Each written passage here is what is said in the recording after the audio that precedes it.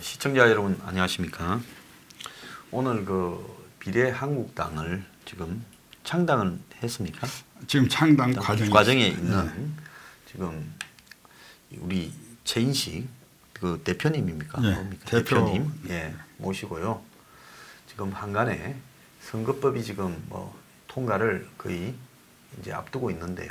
아마 26일쯤 통과되지 않겠나 이렇게 보고 있는데.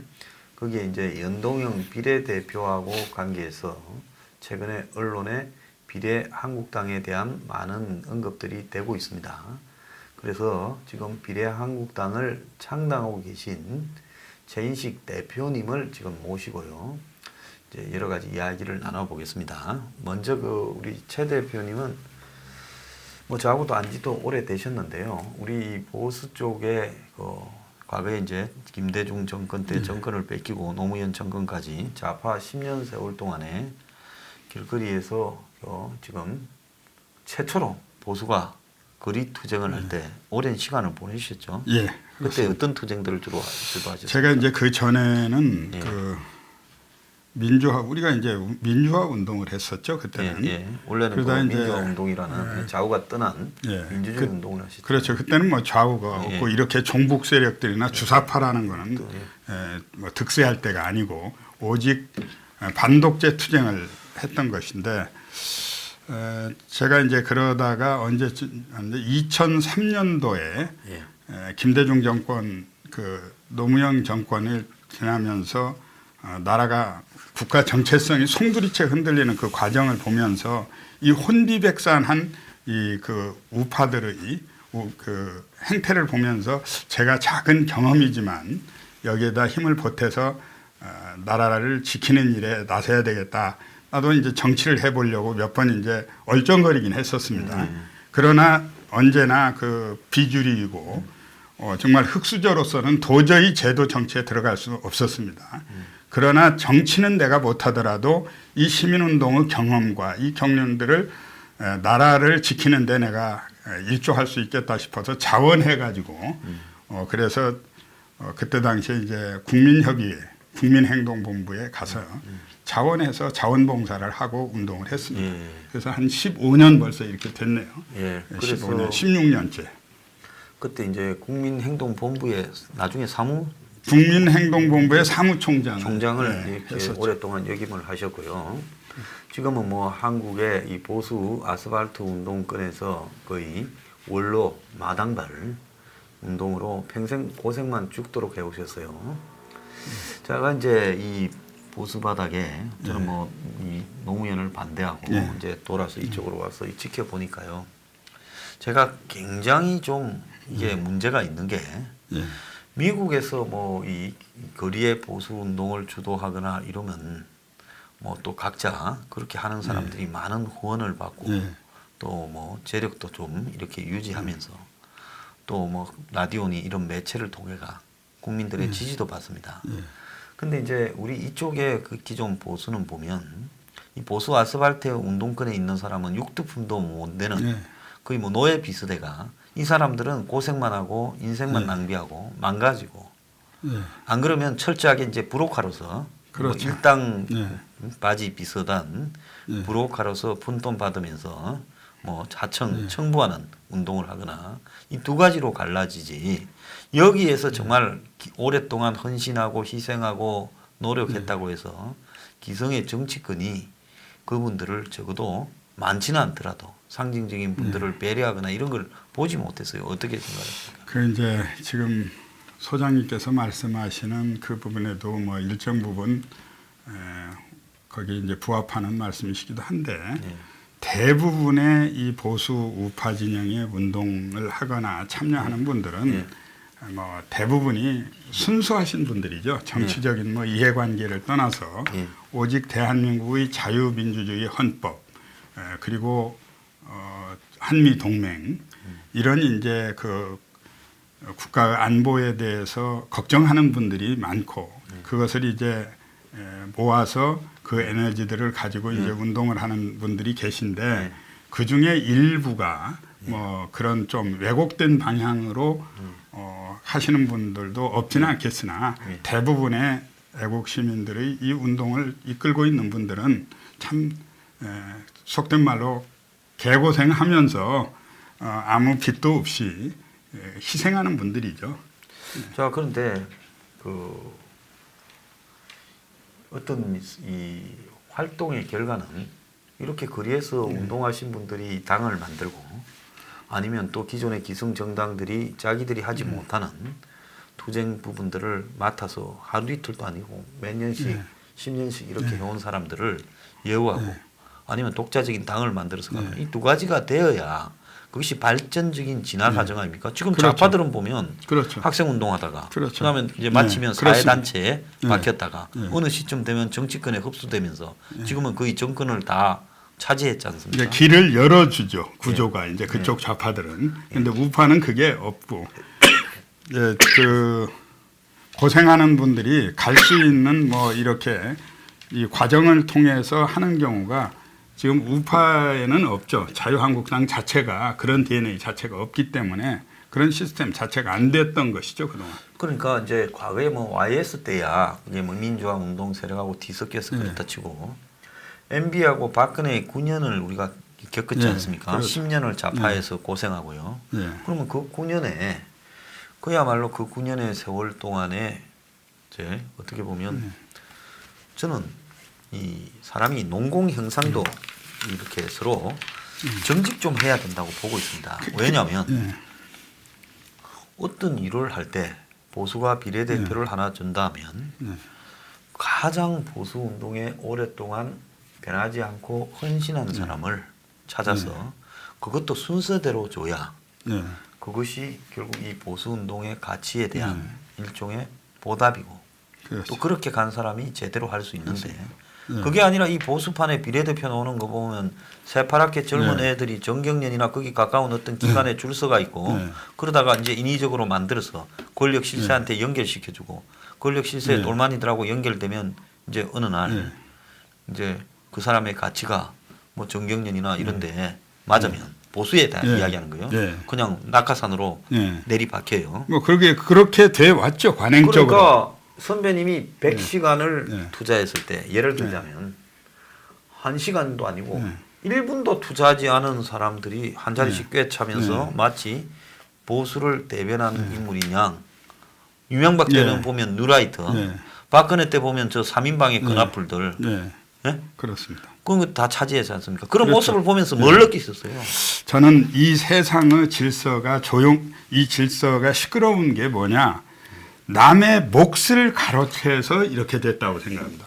이 몫을 어디에서 무슨 일을 하든 자기가 각자 한 만큼의 이 대우를 받고 그 모가치를 가져갈 수 있어야 하는데 이 노력하고 상관없이 남의 정량을 갈취하는 이런 아비규환의 사회가 왔다. 그렇게 생각을 하고 저는 제가 이제 제 이야기를 좀 드리자면 저는 평생을 제가 학력 미달로 군대를 못 간 사람입니다. 그리고 저는 독학으로 제가 학교는 아마 제가 가장 오래 다녔을 겁니다. 대학까지 졸업하는데 저는 25년 정도 걸렸습니다. 그렇게 하고 평생 이 사회에 뭔가 내가 일을 해봐야 되겠다. 또 열심히 노력하면 되겠거니 하고 우리 역사 속에서 제가 유신 말기에서부터 시작해가지고 좀 민주화 투쟁, 민주화 투쟁, 반독재, 유신 독재와 싸우면서 투쟁을 해왔는데 늘상 밥상머리에 아무리 좋은 뜻을 가지고 참여를 해도 상머리에서 상을 놓고 식사 시간에는 내 숟가락하고 내 밥그릇은 없었던 겁니다. 그러나 그걸 실망을 하지 않고 끝까지 여기에 붙어 있어 봤는데 저는 나중에 제가 국회의원이 못 되겠다고 한 건 50 넘어서 알았어요. 제가 50이 넘으면서 아무것도 나는 못하겠구나. 이 사회가 그렇게 되어 있는 것이 아니다 내 생각에. 그래서 꿈을 깨고 이제 그나마 남은 시간을 내 에너지를 모두 자유민주주의와 대한민국 그리고 북한 해방을 시키는 일에 내 미력이나 해야 되겠다고 해서 지금은 마음을 비우고 하니까 하지 이런 정도를 만약에 이걸 그 공과에 대한 농공행상이나 이런 데 관심이 있으면 이거 못합니다. 그런데 사실은요. 보수가 저렇게 허망하게 정권을 잡고도 임기도 못 채우고 무너져버린 이유 중에 대표적인 이유가 그만큼 보수가 다 어디 가고 좌파들이 촛불 횃불 들고 거리를 메우면서 그냥 맥없이 무너졌지 않습니까? 박근혜 정부가. 그렇죠. 거기에서 녹을 먹고 잘났던 사람들도 결국 정권 지키는데 어느 하나 못 던지지도 않았어요. 그렇죠. 자, 저렇게 된 부분에 보수가 잘 나갈 때 이명박 박근혜 정부에서 과실은 그들이 가방끈 길고 또 뭡니까? 스펙이 좋다고 다 차지해서 그래서 권력과 자리와 돈과 명예와 출세는 다 누리잖아요. 그렇습니다. 그러면 보수 그런 걸 누리는 건 좋아요. 그러면 그 누리는 만큼 보수 정권을 탄탄하게 만들어서 저렇게 무너지지 않도록 해야 되는데 아니 연이어 집권을 했는데 이 보수 정권 둘이서 티격태격하고 말입니다. 또 솔직히 말하면 보수의 기본 가치들을 먼저 척결해서 우리 과거에 진짜 거리에서 좌파 정권 10년에 고생할 때 우리가 느꼈던 분노를 관철시키면서 그거라도 제대로 하면 한 자리 못해도 내가 아무것도 안 해도 그런 세상이 오는 걸 보면서 속이라도 시원하지 않겠습니까? 제가 그 첫 번째 우리 소장님께서 말씀하신 건 왜냐 공짜로 얻었다. 공짜로 얻은 아무 자기 노력 없이 자기 희생이나 이 자기 노력으로 얻은 것 같으면 그렇게 쉽게 안 놓치죠. 그런데 자기 노력 없이 어느 날 기회주의적으로 그 얻은 거기 때문에 그렇게 빼앗겼다고 보고요. 저는 이 현상은 누가 만들어서 쟤들이 잘해서 가져간 게 아니라 우리 스스로 헛발질 해가지고 이 권력을 놓쳤다고 보니까 이것도 또한 뭐 우주적 섭리로 보자면 우리가 고생을 해서 지킬 수 없는 것은 지킬 수 없다는 걸 이번에 보여주고 우리가 느끼고 있는 거죠. 네, 그래서 정권을 찾아오고 보수 정권을 연장하는 데는 한국의 국민들의 뭐 대다수가 서민이니까 서민들의 열정 얼마나 많은 사람이 박근혜 만들자고 대부분의 여론조사나 언론들이 이제 뭐 문재인 됐다. 2012년에 그럴 때 그렇죠. 극적으로 이겼지 않습니까? 그렇습니다. 언론사 카메라도 그 동네 다 가 있었죠. 그렇습니다. 오후 4시쯤 됐는데 제가 이제 그때도 선거본부에 박 있었습니다. 정부를 돕는 쪽에 선거본부에 그 들어가서 열심히 하셨잖아요. 박근혜 그 대통령 선거대책본부에 제가 이제 시민사회위원장을 거기 가서 했습니다. 들어오라고 해서 캠프에 들어가서. 그런데 투표하는 날 오후 4시가 되니까 카메라가 다 빠져나가더라고요. 철수를 하면서 기자들끼리 수근수근 거리는 거예요. 끝났다. 저 끝났대. 저쪽 문이 됐대. 이러면서 빠져나가는데 완전 그래서 저는 이제 그 건너편에 앞에 이제 우리 사무실이 있었기 때문에 당사를 가봤더니 당사 경비도 없고 허술하고 다 나가버렸어요. 정말 당상이죠. 이제 선거에서 진 집구석 모양이 선거 졌는데 저녁 17시가 넘으면서 8시 되니까 다시 당사로 다들 몰려오기 시작하더라고. 기자들도 다시 돌아오고. 그걸 보면서 이 참. 그런데 저는 그때 이제 선거가 끝났기 때문에 선거가 끝나면 시민사회는 철수해야 될 거 아니겠어요? 철수를 하려고 그동안 시민사회로 함께 뛰었던 사람들 그 부속실에 함께 했던 분들을 보따리 싸가지고 우리는 미련 없이 투표가 딱 끝나는 순간에 6시에 철수한다. 이렇게 이제 지침을 내려놨기 때문에 제가 6시에 그 이제 밥을 사주고 저는 짐을 싸러 갔는데 그걸 보니까 나는 못 나오겠는 거예요. 남들 다 갔는데 나도 보따리 싸서 나오는 꼴이 될 거예요. 그래서 저녁 기다려보자. 이 상황에서는 우리가 철수하면 안 된다. 그래서 8시쯤 돼가지고 있으니까 사람들이 이제 분위기가 달라서 다 들어오더라고요. 그래가지고 여의도가 다 갑자기 가득히 차오더라고. 그래서 그때 저는 한 9시 반쯤 돼가지고 그때 철수해가지고 그때 이제 나온 경험이 있죠. 그런데 그때 시민사회위원장을 이제 박근혜 선대본에서 하셨으면 어쨌든 보수 쪽에서 시민사회를 대표하는 이런 입장으로 거기 들어가셔서 활동을 하셨어요. 저도 그때 활동하신 거 알고 있거든요. 그러면 적어도 뭐 정권 잡으면 온갖 자리들이 다 있지 않습니까? 아니 유재수 같은 저런 도둑한테도 지금 자리를 몇 개를 챙겨주는데 자리는 그만두고 시계 하나를 못 받았습니다. 아니 시계. 그런데 어떻게 해서 선거 때는 시민사회라는 아스팔트 보수가 필요해서 사실은 아스팔트 보수가 이명박 처음 정권 잡았으니까 이쪽에 줄을 많이 서고 예. 박 쪽에 좀 거리를 뒀죠. 그래서 박이 이제 그렇죠. 후보로 갔을 때 한국당의 선거운동이 제대로 안 됐습니다. 예, 전부 그렇죠. 뭐 저기 그렇죠. 지방에 선거운동하라 내리보내면 예. 돈 안 준다고 돈 그럼요. 못 받았죠 그때. 네, 돈은 무슨 돈을 가지? 내 돈 쓰고 그냥 그러니까요. 내 돈 쓰고 온 거죠. 돈이 그 전까지만 해도 선거 때 돈을 매달식을 10,000원짜리 한번 받아본 적이 있어요. 매달식을 대선 줬는데 캠프에서. 돈 안 주니까 네. 전부 그냥 호텔에 모텔에 틀에 박혀서 동네에 네, 지구당에 네, 그냥 놀고 앉았고 네. 휴일날 출근하는 사람이 별로 그랬었죠. 없고 그래서 이놈은 선거 캠프를 봤을 때 저게 이길 꼬라지가 네. 아니다는 소문이 바다했어요. 네. 그때 자기 네. 돈 써가면서 시민사회 네. 이 팀장을 맡았어요. 아마 그때도 네. 박이 확실히 승리한다면 이쪽 네. 좋은 자리를 차지하려고 네. 박이 터졌을 건데 그랬어요. 좀 패색이 좀 짙으니까 네. 아마 선배님 끝까지 지키고 있었을 거예요. 그러면 수많은 자리들이 있지 않습니까? 네. 새마을 본부장도 네. 있고요. 네? 자유총연맹도 있고. 네. 근데 어떻게 그런 자리도 하나 권유를 안 했어요? 근데 자리는 그만두고 내가 참 억울한. 제가 2004년도에 국보법 4대 악법 저지 그 국민대회에 그때 당시에 이제 사무총장을 했어요. 예. 그걸로 그 당시에 우리 우파 보수 진영의 결집된 최대의 이 지금 그 광화문 최근의 집회가 있기 전에 예. 우파의 관변단체 그 집회는 있었어요. 선거 때 되면 뭐 반공 예. 집회는 있었는데 스스로 우리가 이제 자각을 해가지고 좌파 정권에 맞서 싸운 건 2004년 10월 4일 대회입니다. 그때 좀 크게 길거리 있었거든요. 그게 30만 대회였습니다. 그 대회를 가지고 제가 재판을 7년 받았습니다.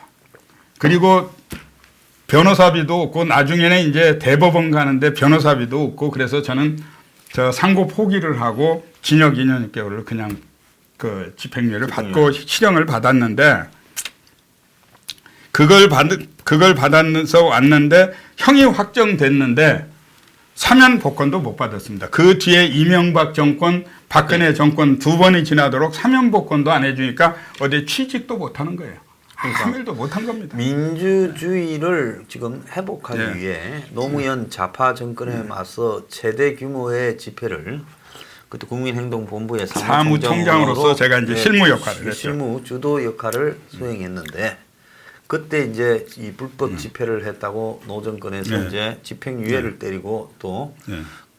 집행유예 그것도 이명박 정권 들어서서 기소된 거예요. 네, 기소된 거죠. 저기 노무현이 말기에 나가면서 말기에 기소를 하고 갔는데 이명박 정권이 된데 단 한 개도 챙긴 일이 없습니다. 그러니까 방치하니까 그냥 그대로 형이 확정되고 그걸로 이제 집행유예 상태에서 이제 사면 복권이 안 되다 보니 사면 복권을 안 해주는 겁니다. 정가서 어디에 취업이든 이런 생계 활동도 지장을 겪었는데 그 부분이 지금 박근혜 네. 정권도 복권을 안 해줬어요. 박근혜 정권도 안 됐어요. 그냥 형이 그냥 전화해가지고 그렇게 돼 있습니다. 자, 그러니까요.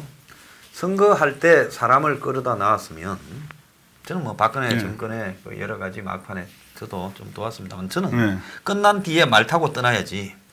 거기에 얼쩡거리다가는 정말 더러운 걸 보겠다라는 생각을 해서 의심도 안 했습니다만은 그 박근혜 정권이 가장 무너지게 된 이유 중에 하나는 저는 농공 행상을 잘못해서 오랫동안 그렇습니다. 친박 평생 박근혜 대통령 하나 만들어 보자 했던 사람들까지 나중에 다 돌았어서 그래서 막판에 저렇게 지금 와가지고 박반이 친박이니 하지 그때 당시에 그야말로 정권은 사상 누각처럼 떠 있었고 밑에 정권을 바치던 사람은 다 등을 돌려서 비난하지 않았습니까? 그렇죠.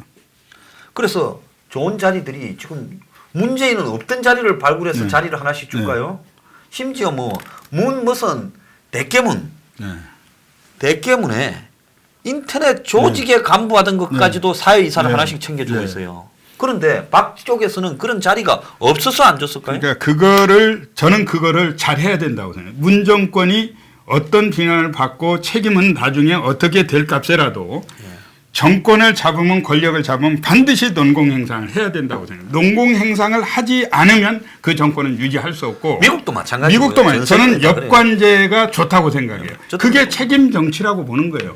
자, 네 마음대로 해라. 권력을 잡았을 때 그 권력을 하고 그 대신 책임을 지는 겁니다. 그러면 우리가 이명박 정권이나 박근혜 정권 되었을 때 손가락질을 받을 때 그걸 뛰어넘어서 농공행상을 과감하게 하고 자기 편끼리 책임 있게 성공을 했으면 이런 더러운 꼴을 안 보죠. 쟤네들이 하는 거 보세요. 쟤네들이 어떻게 합니까? 반드시 권력을 잡을 때 완전히 농공행상을 할 수 없는 권력이라면 그 권력 잡으면 안 된다고 나는 문 생각해요. 정권이 금방 무너질 것 같이 부패 비리 온갖 부정 개입 이런 것들이 난무해도 여론조사상으로 잘 안 무너지는 거. 물론 조작이 있지만은 조작이 아니라 저 정권을 바치는 이해관계 집단이 탄탄하다고 보는 거거든요. 그렇죠. 그런 입장에서 봤을 때 옛날에 조선시대 때 인조 방정이 성공해서 그 뭡니까 광해군을 쫓아내고도 그것도 어떻게 됐습니까? 난이 일어났잖아. 이괄의 난. 그건 뭡니까? 그렇습니다. 농공행상이 제대로 안 되다 보니 내가 그걸 안 해서 반정해서 군사를 동원해서 직접 쳤는데 어줍지 않은 것들이 다 한 자리씩 하는데 나는 소외시키더라. 그래서 화가 나서 이괄의 난이 벌어진 거 아니에요. 논공행상을 안 하겠다는 사람은 지도자 하면 안 됩니다. 정당하게 농공행상을 할 줄 알아야죠. 그거는 일 시키고 노임만 주는 거하고 똑같은 거거든. 그 처벌 대상입니다. 농공행상을 안 한다면 지도자가. 권력을 할 때 그런 위험을 받고 자기 희생을 통해서 함께 했고 자기 지식으로 다 투자했는데 그러면 자기가 잡아서 누구하고 한단 말입니까? 그리고 누구하고는 안 한다는 거예요. 그건 말이 안 되는 이야기예요. 자, 그래서 이명박은 정권 잡고 나니까 중도 실용 상생 이야기하면서 이상하게 하고 또 박근혜는 정권 잡고 나니까 무슨 3인방이 최순실이니 해서 이상하게 했습니다. 수많은 사람이 여의도 바닥에서 입만 열면 욕했어요. 내 앞에서 욕한 사람도 몇백 명 됐을 거예요. 그래서 그러다 보니 정권의 위기가 왔을 때 다 어떻게 속으로 했겠습니까? 망해버려라 된 거 아닙니까? 누가 그걸 지키겠어요?